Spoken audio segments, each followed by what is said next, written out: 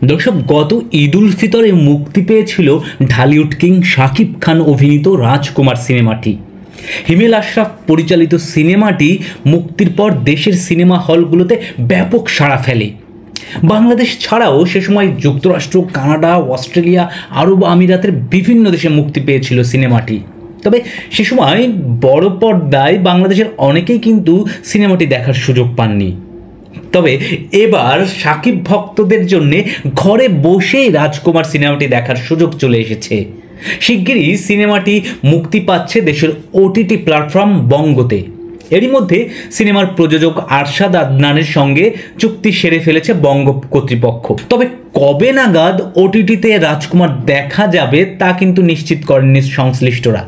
ধারণা করা হচ্ছে আসন্ন ঈদ উল আজহা উপলক্ষেই অন্তর্জালে মুক্তি পাবে সিনেমাটি।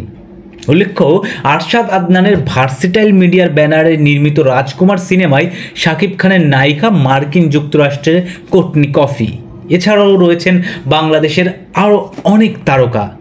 এক তরুণের যুক্তরাষ্ট্রে যাওয়ার জার্নি এবং তার প্রেম ও পরিবারের প্রতি আবেগের গল্প উঠে এসেছে এই সিনেমায়। দর্শক, আপনারা যারা সেই সময় রাজকুমার সিনেমাটি দেখতে পারেননি তারা নিশ্চয়ই ওটিটিতে সিনেমাটি দেখবেন সেই আশা করছি। আর সেই সঙ্গে আমরা অপেক্ষা রইলাম শাকিব খানের আপকামিং ধামাকা তুফান দেখার জন্যে। সেই পর্যন্ত সাবস্ক্রাইব করে আমাদের সঙ্গেই থাকুন। আমাদের চ্যানেলটি একেবারেই নতুন, তাই এই সময় আপনাদের সাবস্ক্রাইব আমাদের জন্য অনেক বেশি প্রয়োজন।